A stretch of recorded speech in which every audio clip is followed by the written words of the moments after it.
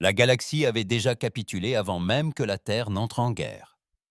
La domination Zarketh s'est abattue comme une maladie, silencieuse d'abord, infectant les routes commerciales et engloutissant les colonies une à une. Ils n'ont rien demandé. Ils n'ont pas négocié. Ils ne se sont même pas vantés. Ils ont conquis avec une efficacité redoutable, ne laissant derrière eux que cendres et cimetières orbitaux. Lorsqu'ils atteignirent la frontière terrienne, ils ne s'attendaient donc à aucune résistance. Après tout, toutes les autres espèces avaient capitulé en quelques semaines. La fédération des Lokari se rendit avant même qu'un seul coup de feu ne soit tiré.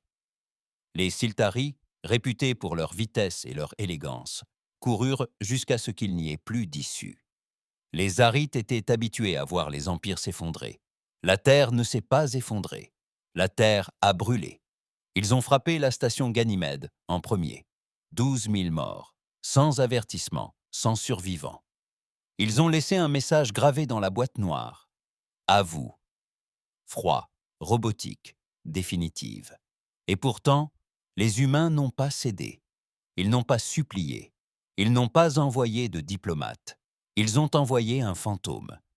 La première fois que la galaxie a entendu le nom d'Averest.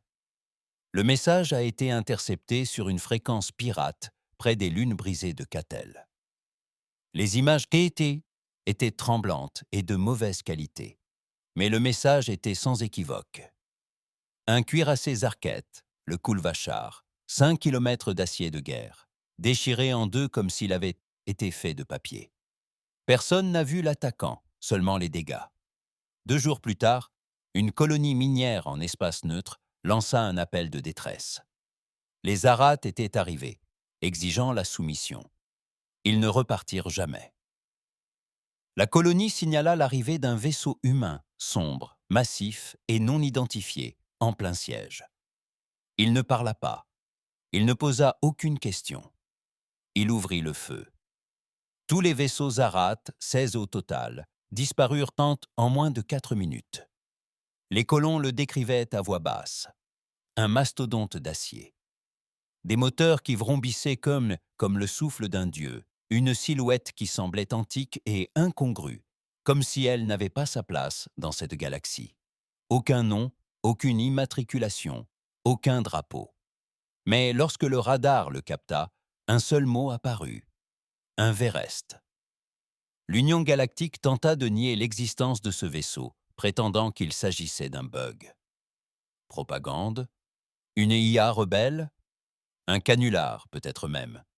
Mais les morts s'accumulaient. Des arquettes morts. La nouvelle se répandit rapidement à travers les étoiles.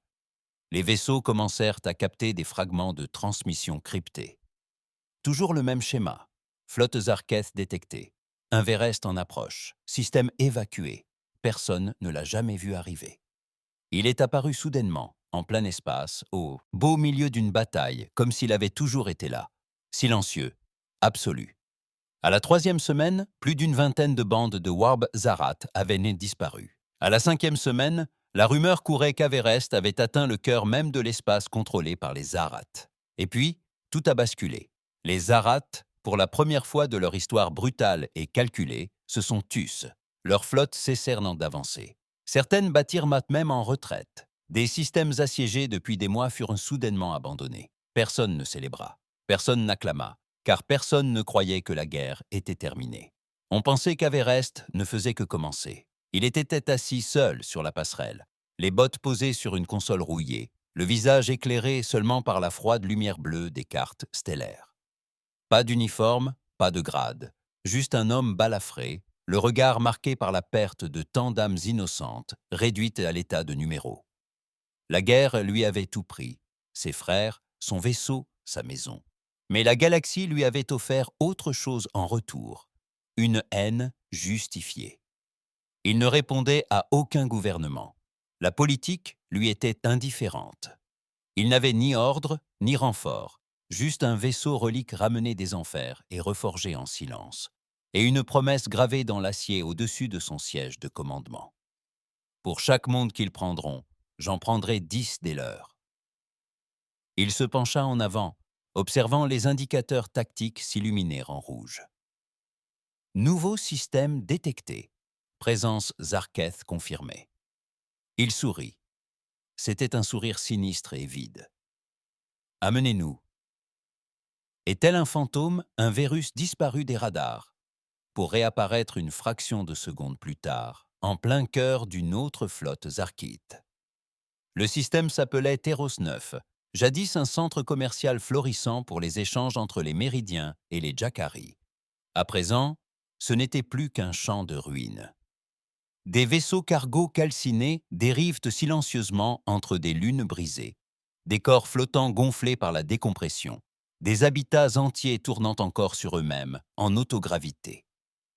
Leurs habitants sont morts depuis longtemps. Les Arites n'étaient pas seulement des conquérants, c'étaient des bouchers. Tâche 9 s'était rendu 3 jours après leur arrivée, croyant que plier le genou leur épargnerait la vie. Non, les survivants parlaient de stérilisation chimique, d'incendie de masse, de villes vitrifiées.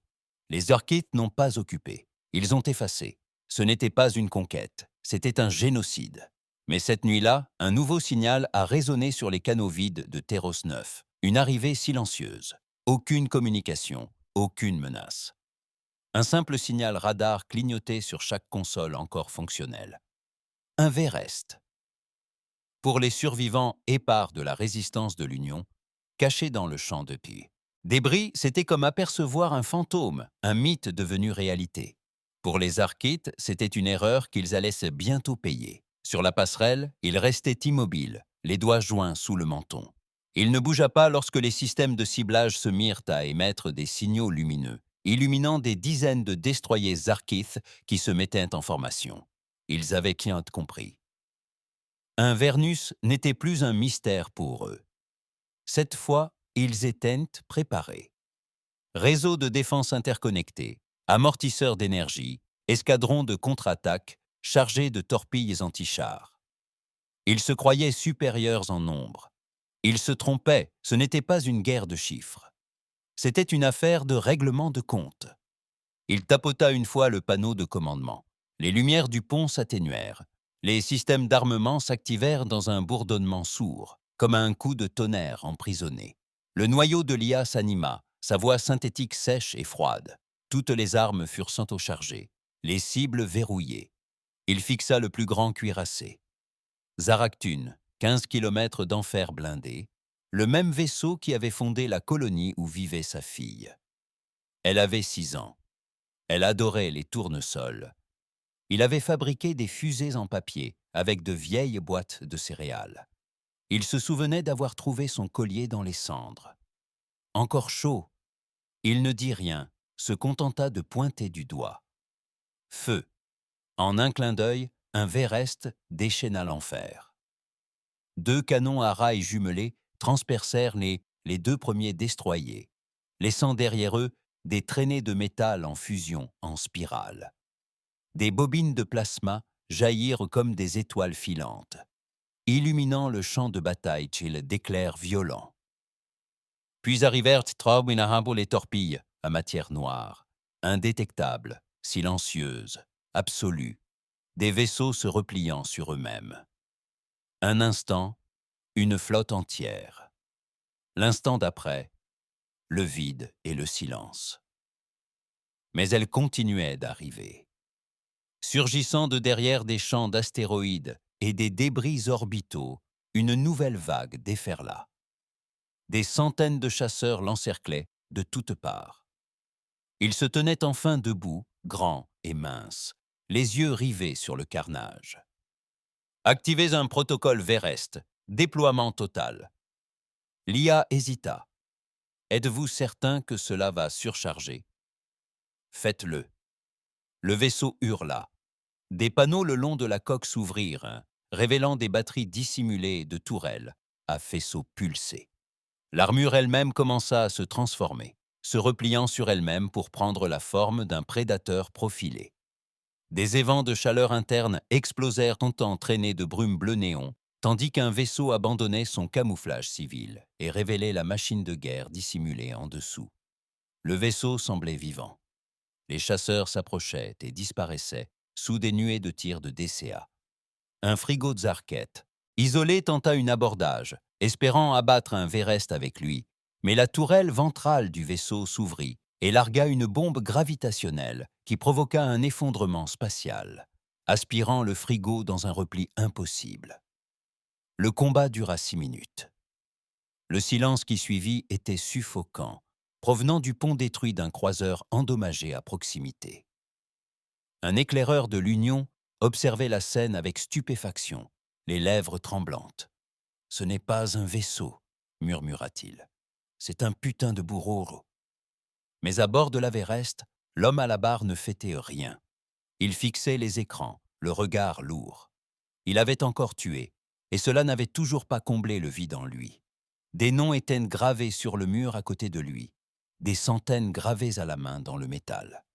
Son équipage, sa femme, sa fille, des noms qui avaient jadis ri, jadis rêvé. Il effleura du bout des doigts le nom le plus récent. Sarah, 6 ans, adorait les fusées. Voilà pourquoi il se battait. Non pas pour l'humanité, non pas pour la gloire, mais pour une vengeance si profonde qu'elle l'avait rongé. Il n'avait jamais envisagé de survivre, mais il ferait tout pour que les Zarites n'y survivent pas non plus. De retour dans la forteresse Zarite, au cœur de la dérive élienne, le haut conclave se réunit. Des créatures insectoïdes sans visage, aux esprits liés par une conscience collective plus ancienne que les étoiles. Ils régnaient sans partage depuis plus de 700 ans. Mais à présent, un vaisseau, un homme, un problème. Il l'appelait l'anomalie. Il savait que ce n'était pas une IA trop imprévisible. Il savait que ce n'était pas une armée humaine classique, trop avancée.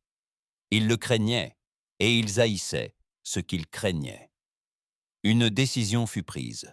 Il fallait l'effacer. Non pas le vaincre, non pas le conquérir. L'effacer. Ils invoquèrent Krith Ghoul, l'amiral Spectre, une expérience biologique née des restes de dizaines d'espèces conquises. Aucune émotion, aucun doute, juste la froide logique d'un prédateur programmé pour détruire. Il commanderait la nouvelle flotte. Non pas des vaisseaux, mais des bêtes de guerre vivantes, assemblées à partir des ossements d'ennemis vaincus. Il trouverait l'Averest, suivrait sa signature quantique, la traquerait à travers les systèmes s'il le fallait. Mais ils ont sous-estimé une chose. On ne peut pas effrayer un homme qui n'a plus rien à perdre. Tandis que l'Averest dérivait aux confins de Tâche 9, scrutant les environs à la recherche de capsules de sauvetage et de survivants, l'homme se surprit à fixer le vide par le hublot. Il détestait désormais le silence. Le silence lui rappelait le jour où, de retour en orbite terrestre, il avait trouvé la Terre en flammes. Le jour où le réseau de défense terrestre s'est tu. Le jour où les Arates ont diffusé leur message sur toutes les chaînes. C'était votre avertissement. C'était votre avenir. Il avait hurlé ce jour-là, hurlé, jusqu'à ce que sa gorge saigne, jusqu'à ce qu'il ne reste plus personne pour l'entendre. Puis il a trouvé une Verneste enfouie sous les anciens chantiers navals de Luna. Désaffecté, interdit, un prototype de vaisseau de guerre proscrit pour sa brutalité. Il l'avait pris malgré tout. On le traitait de déserteur, de renégat, de justicier. Qu'il le fasse, il ne ressentait pas ce qu'il ressentait. Il n'avait pas perdu ce qu'il avait perdu. Désormais, la galaxie entière le ressentirait pour lui. Une lumière clignotante le tira de ses pensées. L'IA parla d'une voix monocorde. Message entrant. Origine Zarite. Il a haussa un sourcil. Ils ne se parlaient jamais. Ouvrez-le. L'écran vacilla. Une créature apparut, grande, revêtue d'une armure de métal vivant, les yeux comme des os polis. « Krigoul, tu es seul, siffla-t-elle, tu n'es que chair, tu brûleras comme les autres. » Elle eut un sourire narquois. « Envoie-moi tes coordonnées, je t'épargnerai la peine de venir à moi. » La créature grogna. « Tu te prends pour un dieu à cause d'un seul vaisseau, mais tu n'es qu'un fantôme poursuivant son écho. » L'écran s'est éteint. Il est resté silencieux un instant, puis a murmuré « C'est le but. » Il s'est tourné vers l'IA. « Suivez le cap, suivez leur signal. » Lia n'a pas protesté. Elle avait compris. Ce n'était pas la guerre. C'était une vengeance muée en rituel. Et aux quatre coins de la galaxie, dans les camps d'esclaves des planètes conquises, des murmures ont commencé à se répandre. Il arrive. Le vaisseau de guerre, le fantôme, celui qui tue Zarkt sans pitié. Il était devenu plus qu'un homme, une légende, transmise de bouche à oreille, racontée en toutes langues à travers les murs des prisons et les messages clandestins. Des enfants dessinaient des formes rudimentaires d'un Véreste dans la poussière. Des résistants se faisaient tatouer le mot sur les bras. Quant aux Arkeith, ils ne dormaient plus, car quelque part dans l'obscurité, ils les observaient, attendant. Et la prochaine fois qu'il apparaîtrait sur les radars, ce serait la dernière chose qu'ils verraient. La Véreste dérivait à travers la périphérie du secteur Varnac 7, où les étoiles elles-mêmes semblaient rechigner à briller. Le vide y était plus froid, plus silencieux, un coin mort de l'espace où personne n'osait s'installer, pas même les pillards. Mais le vaisseau n'était pas là pour se ravitailler, il était là pour chasser. Il se tenait de nouveau à la barre, les poings appuyés sur le bastingage métallique. La console vacilla dans un léger bourdonnement, affichant des fragments du signal laissé par la transmission de Krigoul. Il n'était pas difficile de le localiser.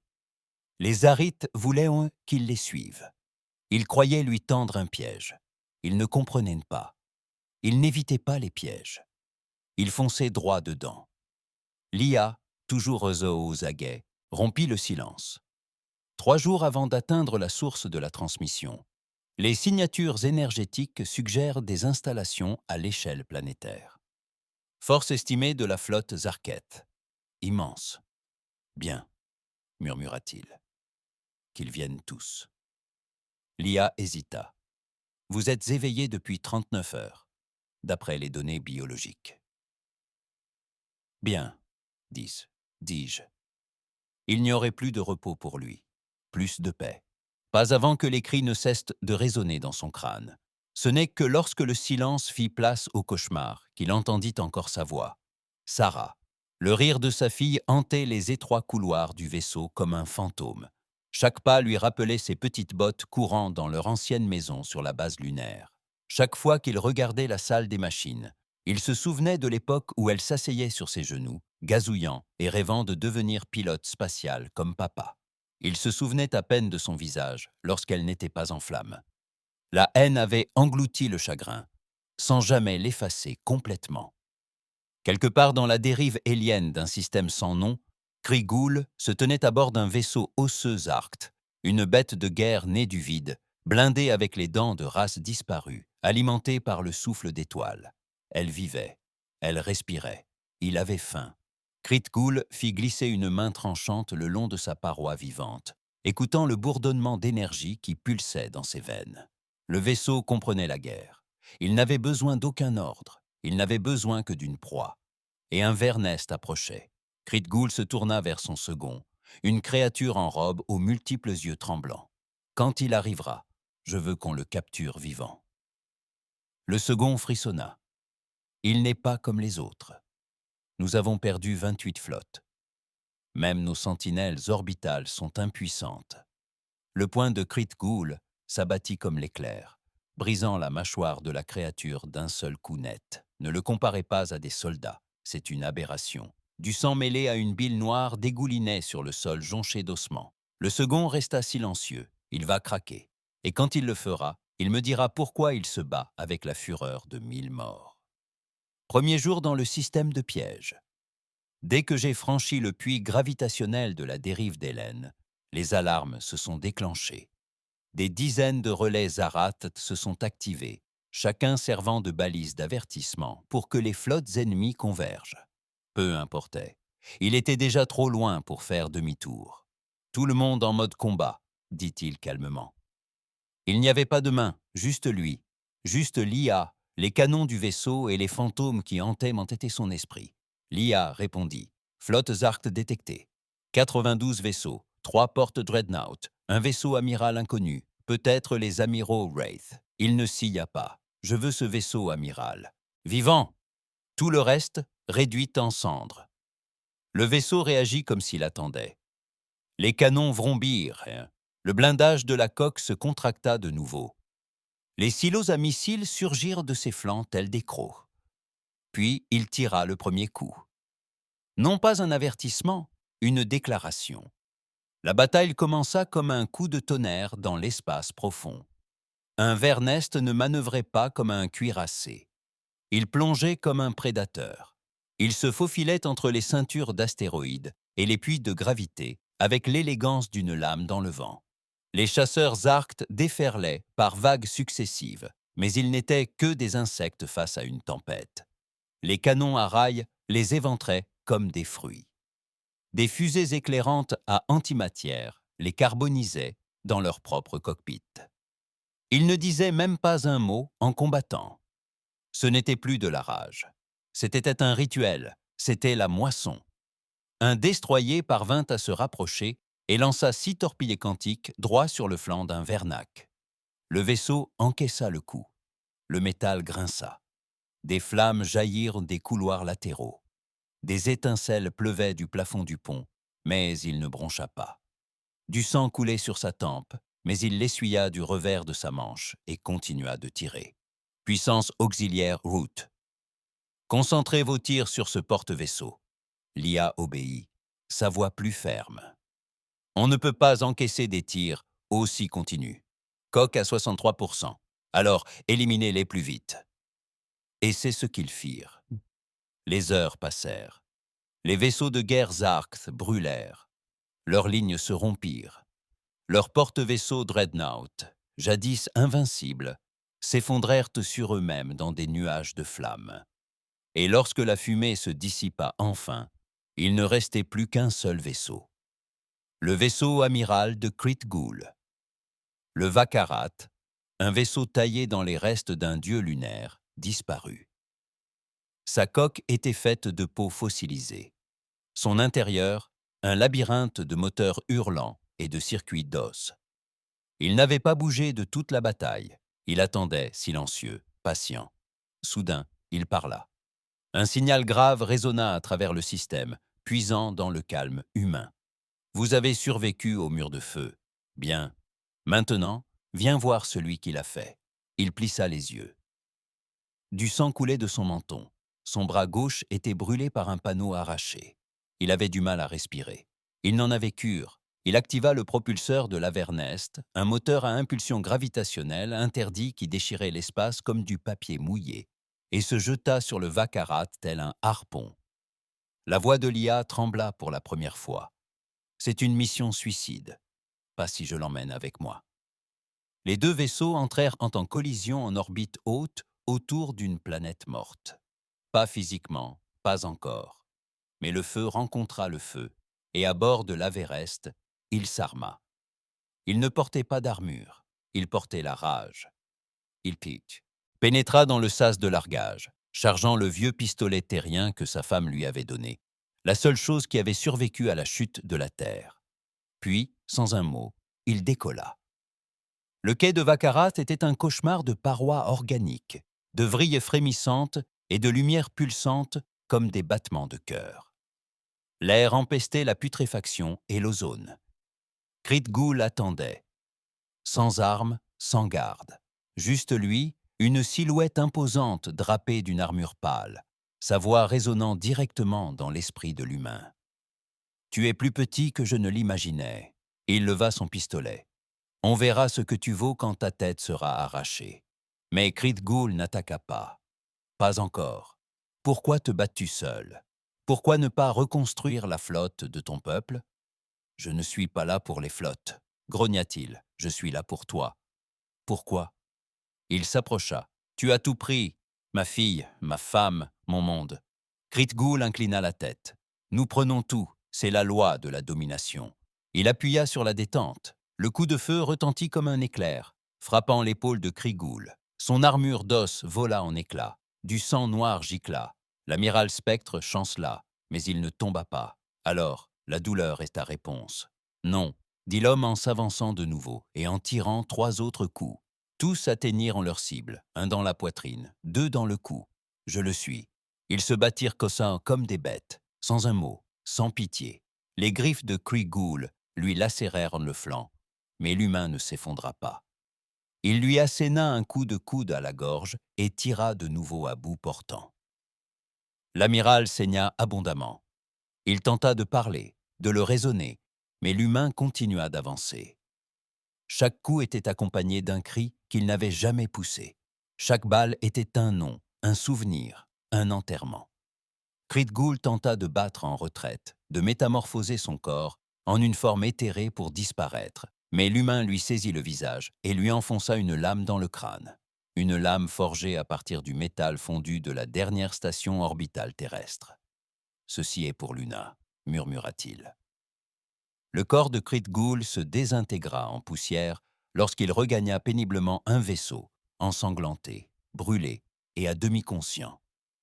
Le vaisseau ferma ses portes et passa en vitesse supraluminique. Il n'avait donné aucun ordre. Le vaisseau le savait, tout simplement. Il s'effondra dans le couloir.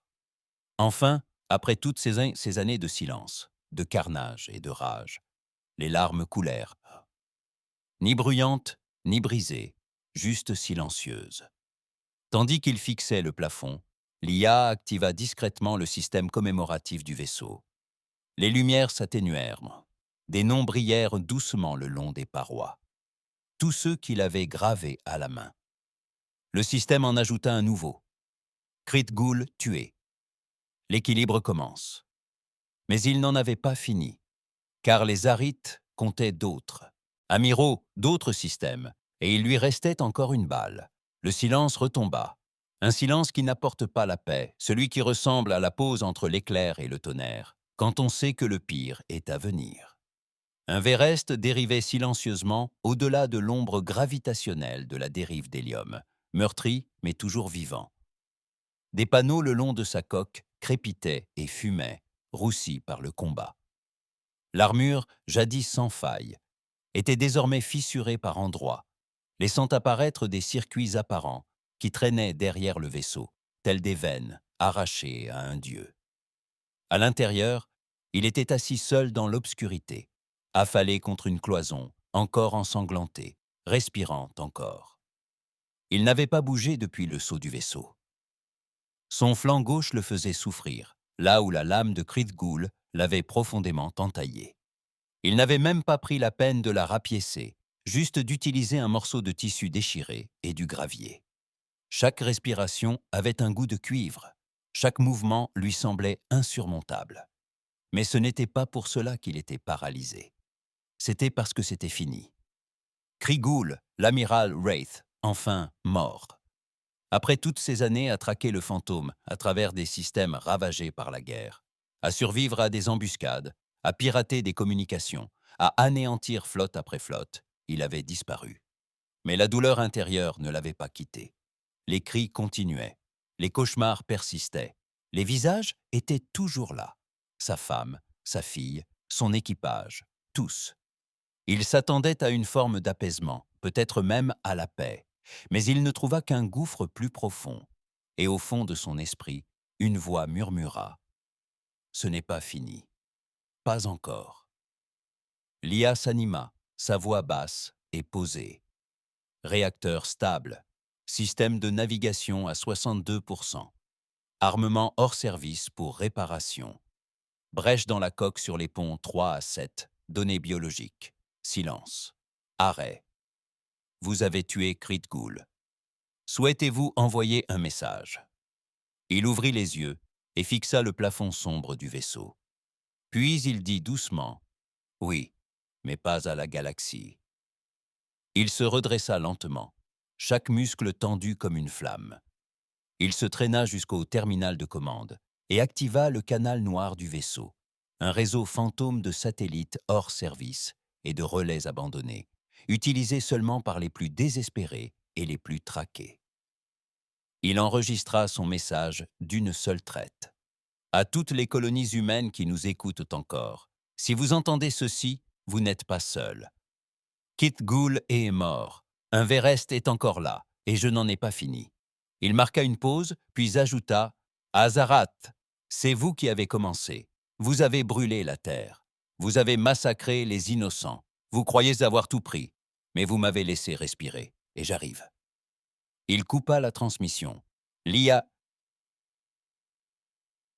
la téléchargea instantanément, la faisant rebondir à travers 1 millier de systèmes silencieux.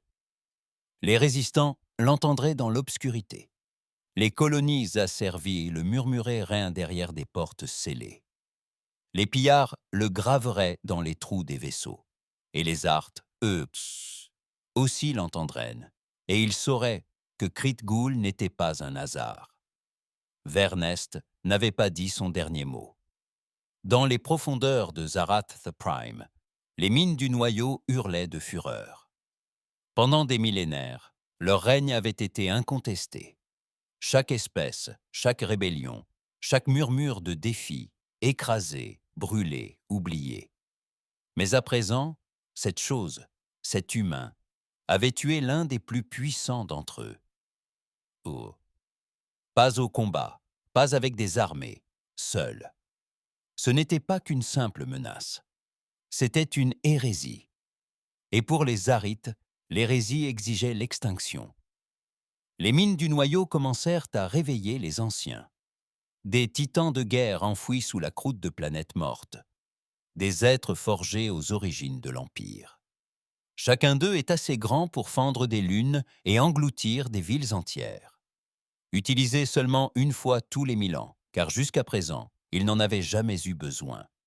Ils ont également lancé un ordre silencieux à leur flotte, trouver la Vérie, tuer l'homme, récupérer le corps.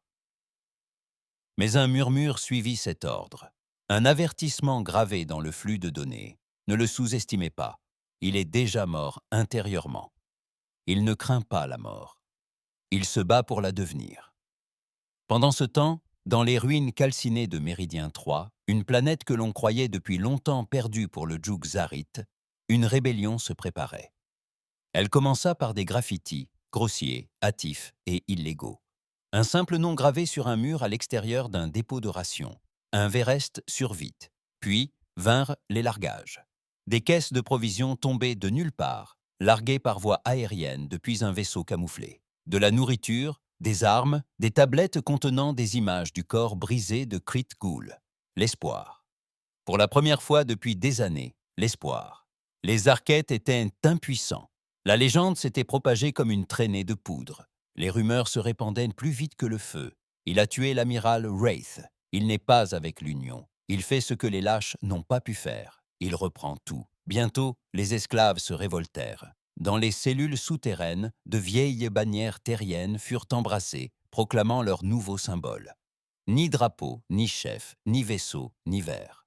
Et l'homme à l'intérieur, quel qu'il fût, devint bien plus que cela.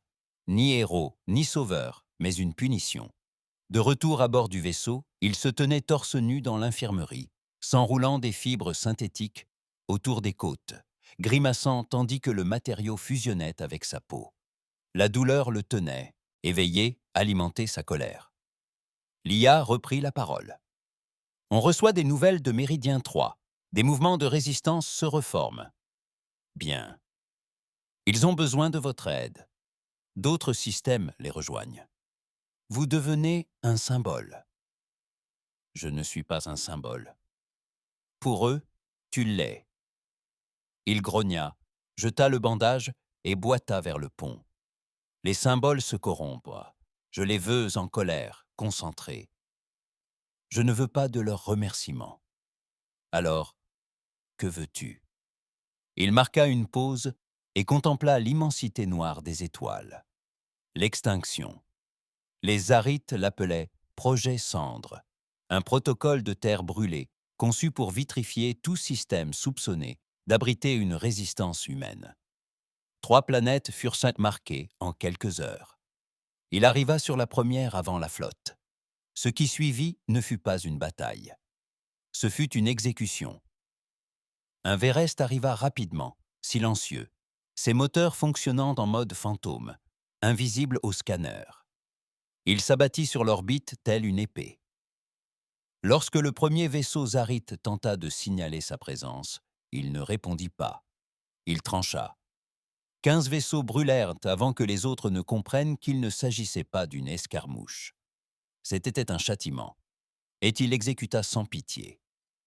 Les civils en contrebas virent le ciel s'embraser. Mais pour une fois, le feu n'était pas destiné à eux. C'était leur ennemi qui mourait, leur chaîne qui se brisait, leur peur qui commençait à se fissurer. Après la chute du dernier vaisseau, la résistance à la surface tenta de l'interpeller.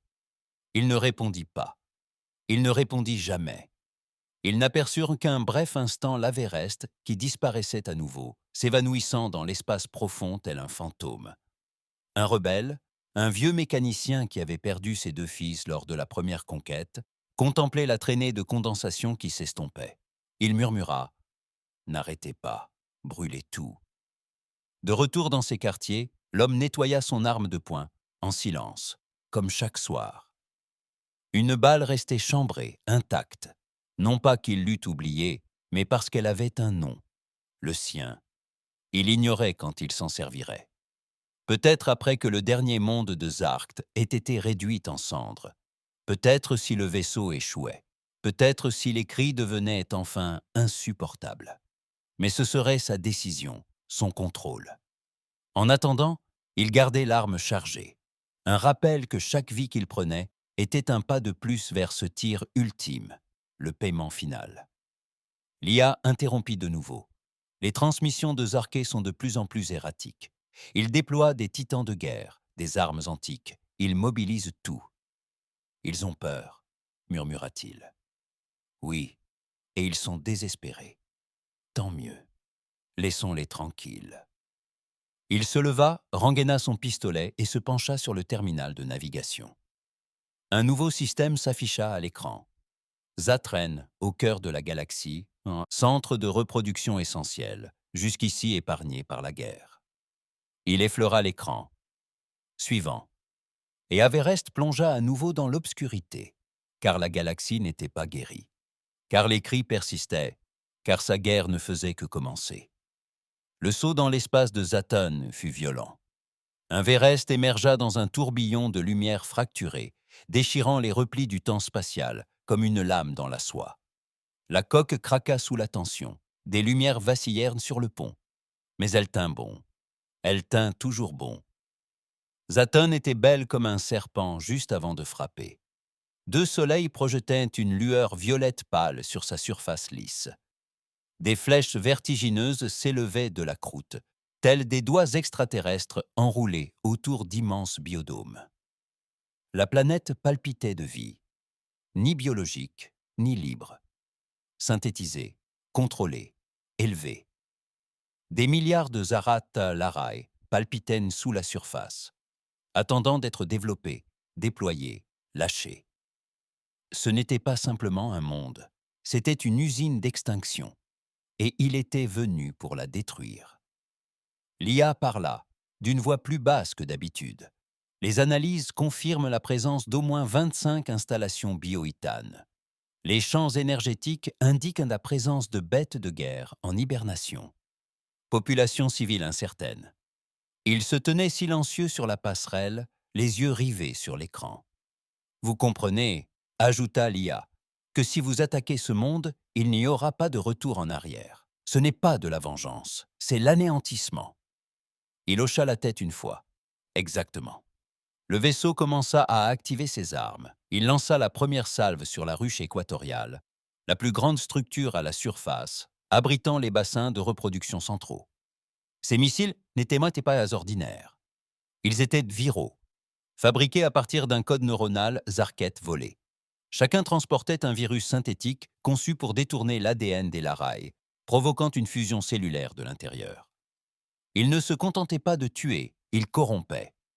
Et lorsque les missiles frappèrent, Zatren hurla, non seulement d'explosion, mais d'une manière bien pire. Le choc psychique de milliards d'esprits embryonnaires mourant en pleine pensée résonna à travers le système.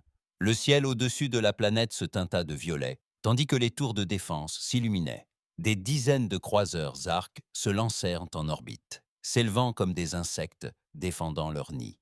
Mais il était trop tard. Il était déjà à l'intérieur. Il avait été largué de l'orbite dans une capsule furtive, traversant une atmosphère en flammes. Sans renfort, sans soutien au sol, juste un homme en combinaison rapiécée, de vieilles cicatrices, serrant contre lui un fusil à impulsion bricolé à partir de 5 modèles cassés. Il atterrit brutalement, en plein cœur d'un complexe de ruches secondaires. Les Arquettes se jetèrent aussitôt sur lui. Sans attendre, il se déplaça comme un fantôme, abattit l'un d'eux d'une balle dans la gorge, écrasa le crâne d'un autre sous son pied et se servit de son cadavre frémissant comme bouclier, tandis que les autres tiraient. Ses mouvements n'avaient rien d'élégant. Ils étaient féroces, brutaux, efficaces. Il n'était pas venu pour faire la guerre. Il était venu pour anéantir une espèce. Alors qu'il s'enfonçait plus profondément dans la ruche, la voix de l'IA résonna dans son système de communication. Vous approchez du nœud de commande. Il contrôle la régulation atmosphérique de 6 ruches. Bien. Il pourrait y avoir des ouvriers larraux, pas des soldats, pas armés. Il s'arrêta un instant. Un seul. Est-ce un Zarkt? Oui. Alors il meurt? Compris. Il s'élança en avant. À l'intérieur du centre de commandement, tout pulsait comme un cœur. Des parois transparentes laissaient entrevoir des rangées de larves flottant dans un épais liquide vert, frémissant tandis que leur conscience prenait forme. Elles ne criaient pas, elles ne se débattaient pas. Mais il leva quand même son fusil et appuya sur la détente, encore et encore. Le liquide explosa, le verre vola en éclats. La raille se débattait dans une mort chimique. Rien ne l'arrêta. Cela ne l'ébranla pas, car à ses yeux, c'étaient déjà des tueurs. En puissance, prêts à embraser la prochaine Terre. Il s'assura qu'il n'en ait jamais l'occasion. En orbite, un Vernus combattait seul. Des croiseurs Arquettes l'encerclaient de toutes parts. Des armes à faisceaux déchiraient dans sa coque. Des équipes d'abordage s'accrochaient ensuite à lui à l'aide de câbles énergétiques, tentant de se frayer un chemin à l'intérieur. Mais le vaisseau rugit. Il activa ses tourelles de défense interne, des systèmes automatisés rendus illégaux par 3 traités galactiques. Elles ne donnèrent aucun avertissement. Elles ne se désactivèrent pas. Elles réduisirent tout en miettes. Les équipes d'abordage ne franchirent jamais les couloirs extérieurs. Leur sang coulait à flot dans les couloirs. Le vaisseau ventila ses ponts inférieurs, histoire de faire passer un message. Vous n'entrez pas, vous n'approchez pas. Puis, il riposta. Toutes les armes étaient activées. Aucun filtre de ciblage, juste du feu. Un croiseur explosa, puis un autre, puis 2 autres. La flotte Zarath commença à se replier, non pas sur ordre, mais parce que, pour la première fois de sa longue histoire, elle avait peur. En surface, il avait atteint le noyau. Une cathédrale palpitante de bioordinateurs, de tissus cérébraux et de processeurs de commande. Elle était vivante et le reconnaissait. Il le sentait. Les parois pulsaient plus vite, les lumières faiblissaient. Il pouvait presque entendre des murmures, non pas des voix, mais des pensées. Elle savait qui il était. Elle savait même ce qu'il était. L'homme immortel, le fantôme aux yeux brûlants.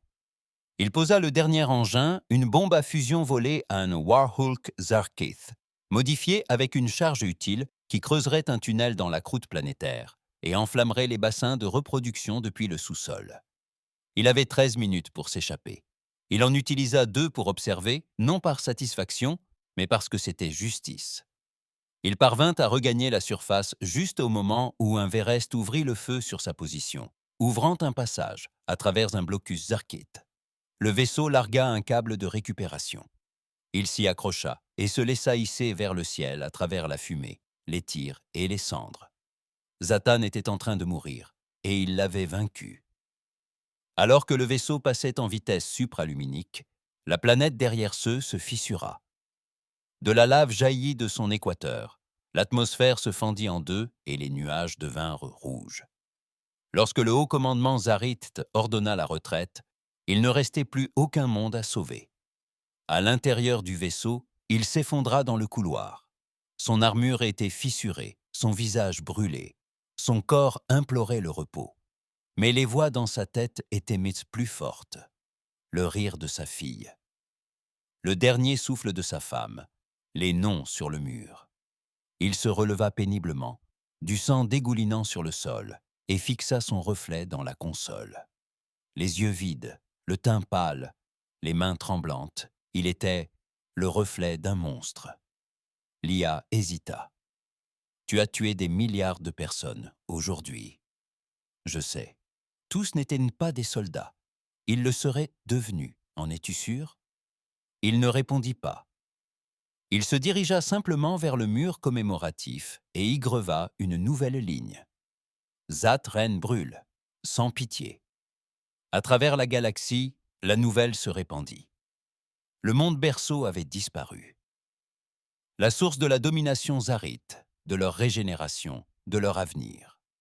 Anéanti par un seul homme, par un seul vaisseau. Soudain, leur empire n'était plus éternel. Soudain, la peur était de retour. Leurs conquêtes ralentirent. Leurs flottes hésitèrent. Leurs sujets, les esclaves, les réduits au silence, commencèrent à se relever. Et tous murmurèrent le même nom, Invernest. Mais tous n'étaient pas satisfaits. Certains le craignaient autant que les Arquettes.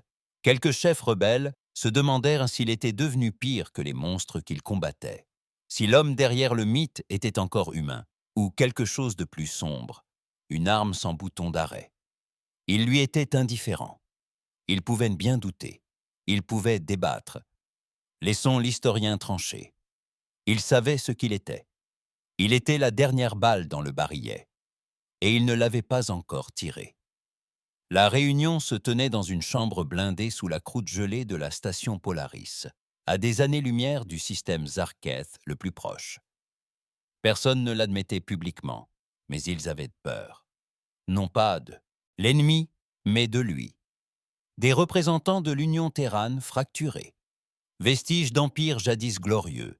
Généraux de la résistance, diplomates Uri exilés, tous réunis en secret. Leurs visages éclairés par un unique écran.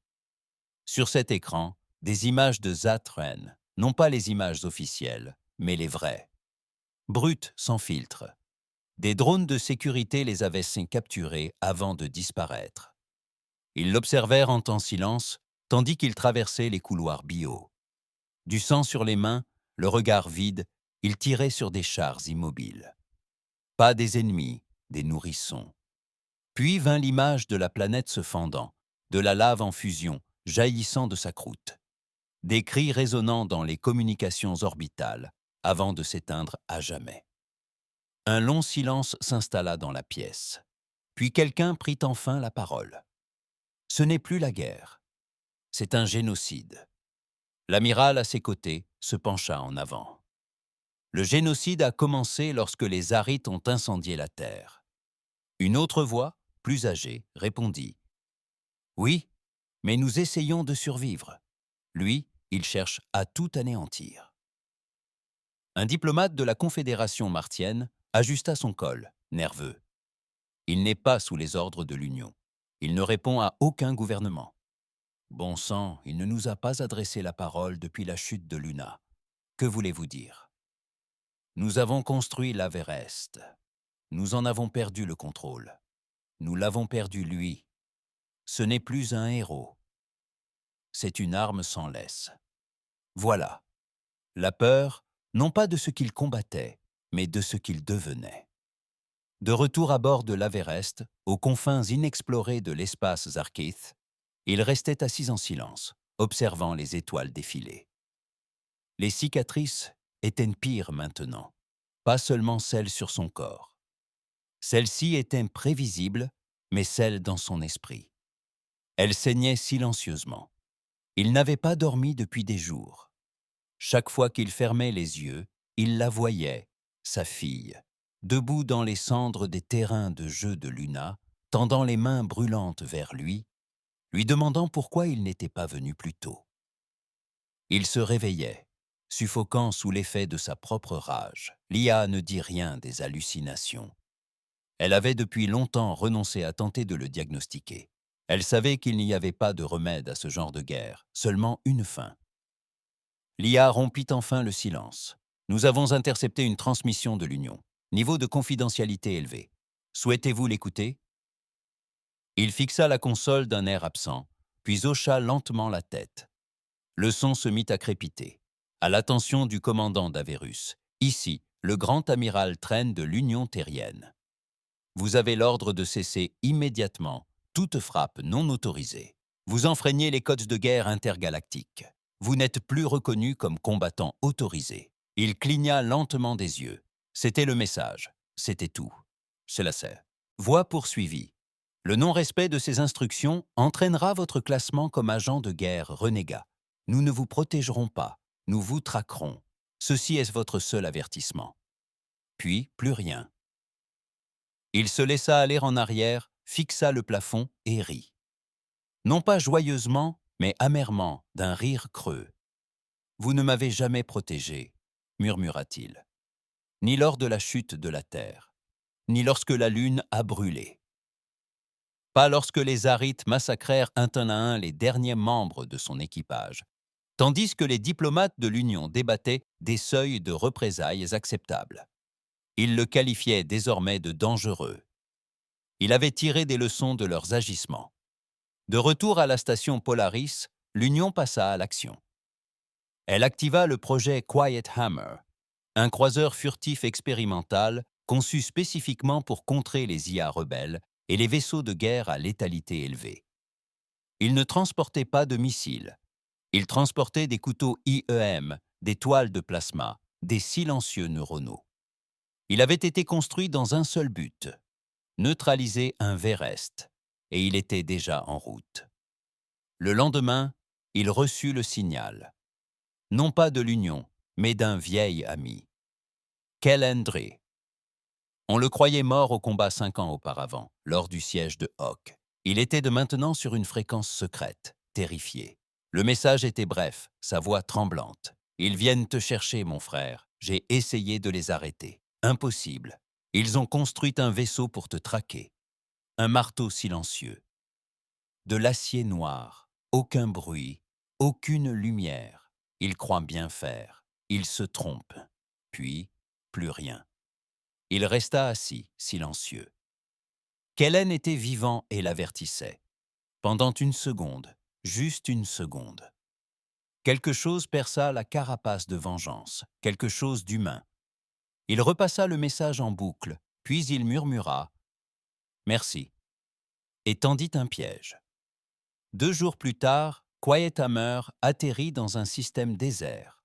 Aucune colonie, aucune route commerciale, juste une étoile et des lunes mortes. Leurs capteurs ne détectèrent rien. Aucune communication, aucune chaleur, aucune trace. Parfait. Ils activèrent les armes, mirent en place un schéma de balayage en spirale du système. Puis, surgissant de l'ombre d'une lune morte, l'Averest apparut. Sans prévenir, sans un bruit, juste l'enfer. Le revêtement furtif du martel silencieux ne le sauva pas. L'Averest tira une impulsion électromagnétique modifiée, une technologie ZARCT volée, non pas humaine standard. Elle ne se contenta pas de griller les appareils électroniques, elle désactiva les mines. L'équipage à l'intérieur s'effondra au sol, convulsé, le sang coulant de leurs oreilles. Leurs réseaux neuronaux hurlèrent et se brisèrent. Lorsque le vaisseau tomba en panne, il y monta lui-même. À l'intérieur, c'était le chaos. Des morts, d'autres suffocant dans leur sang, quelques-uns encore conscients, luttant pour atteindre leurs armes. Il se faufila parmi eux telle une ombre, sans pitié, sans hésitation. Il parvint au pont de commandement.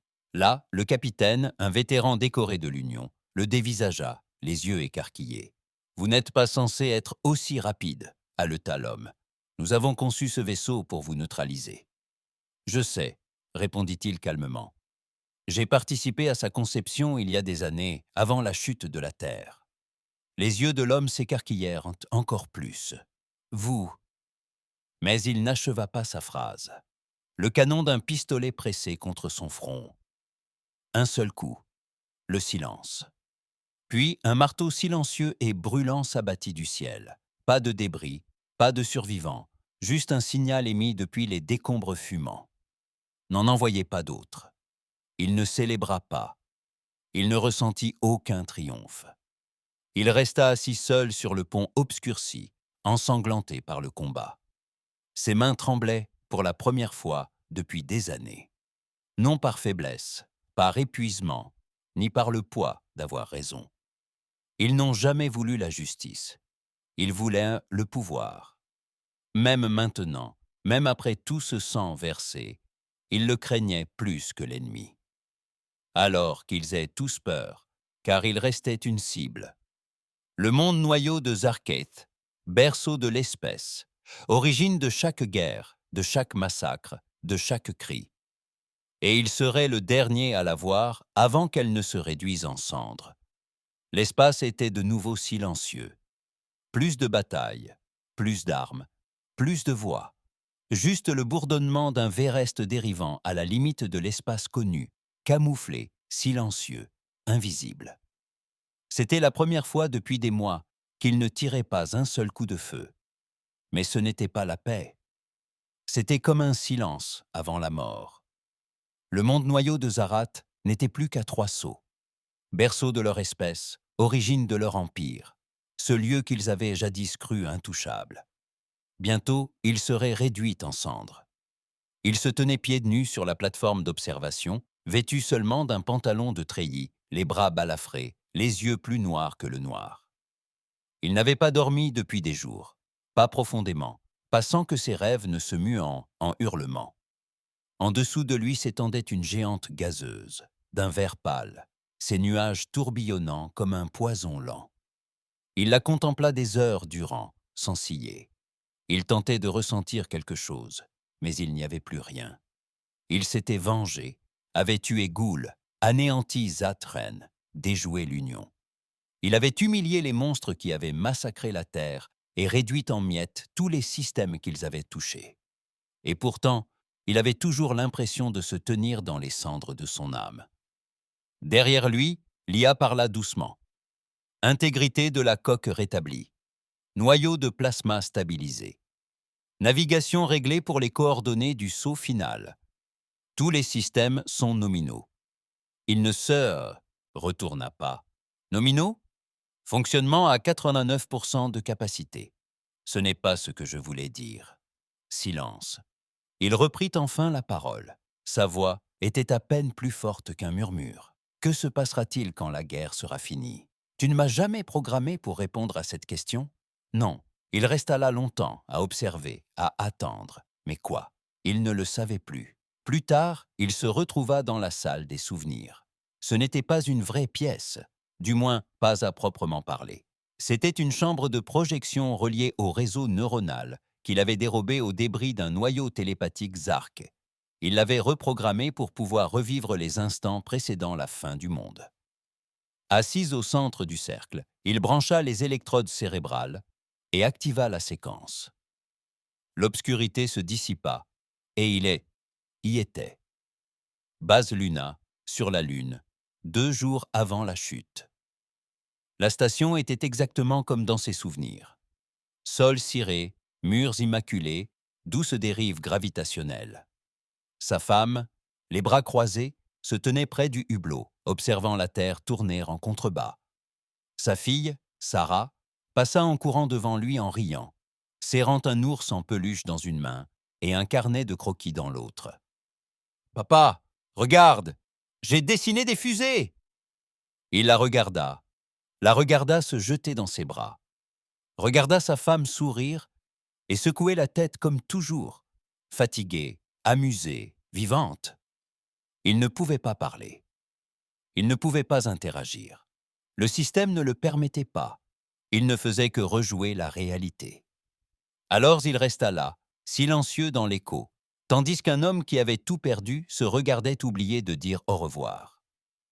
Il émergea de la chambre de mémoire 1 heure plus tard, tremblant, le dos ruisselant de sueur. Il ne pleurait plus maintenant. Le chagrin s'était depuis longtemps tari et s'était calcifié en quelque chose de plus tranchant, de plus froid. L'IA attendit. « Souhaitez-vous lancer le saut maintenant » Il hocha la tête une fois. Finissons-en. Destination confirmée. Zarkth Prime. Arrivée prévue dans 4 heures. Pendant ces 4 heures, il se prépara. Non pas ses armes, ni le navire, mais lui-même. Il parcourut l'Averest de long en large, pieds nus, lentement, en silence.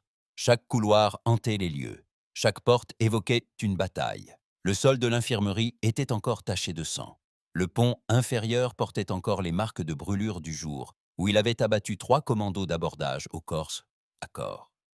Il ne les nettoya pas. Il ne le ferait jamais. Il entra dans la chambre commémorative et fixa le mur. Des centaines de noms, son équipage, ses amis, sa famille, les siens. Il effleura le métal, ses doigts traçant chaque lettre. Puis, de sa lame, il grava un dernier nom sous les autres. Le sien. Il ne broncha pas, n'hésita pas, car il avait toujours su comment cela finirait. Aucun monde ne l'attendait, aucun. Avenir, juste le feu. Et peut-être enfin, le silence. Alors qu'un virus approchait de Zarith Prime, l'IA commença à détecter des interférences. Nous sommes scannés, bien sûr. Présence massive d'une flotte détectée. Détectée. Plus de 600 vaisseaux de guerre actifs, des mastodontes de classe Titan, des systèmes d'armement au niveau de la surface, des boucliers planétaires activés. Peu importe, il n'y a pas d'échappatoire à ce combat. Il regarda par le hublot, la mâchoire serrée. Il n'y en aurait jamais.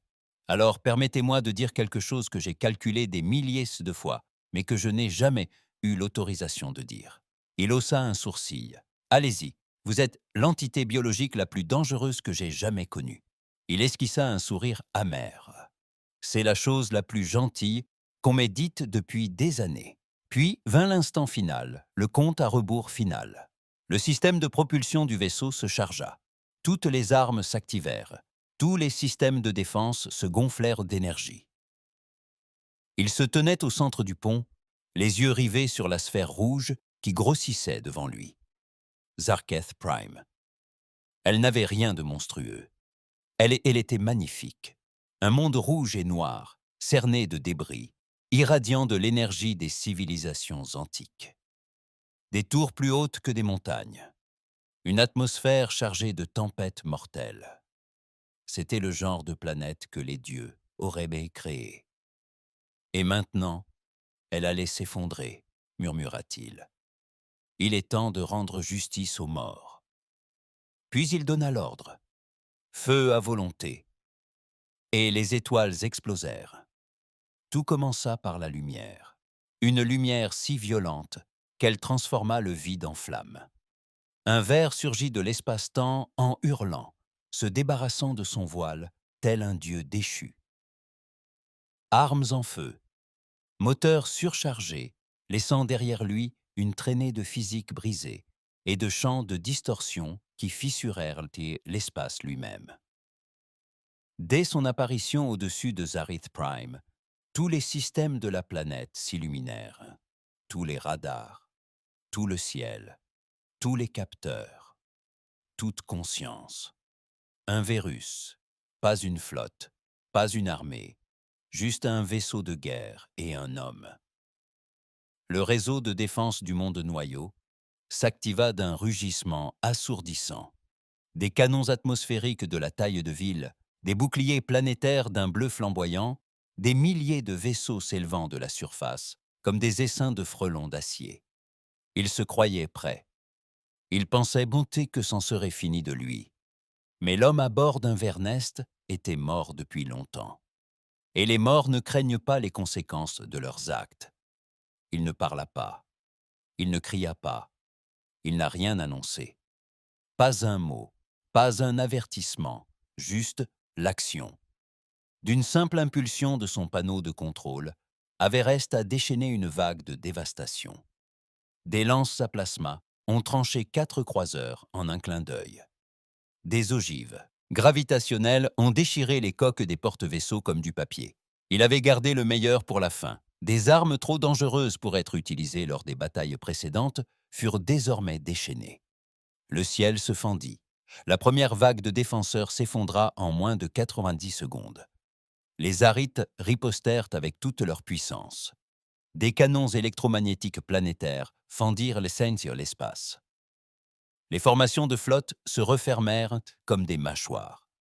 Des barges lance-missiles traquèrent l'Averest à travers ses mouvements sinueux, guidés par des IA de prédiction calculant 1000 trajectoires par seconde. Et pourtant, il avait survécu. Le vaisseau était en proie à des hémorragies.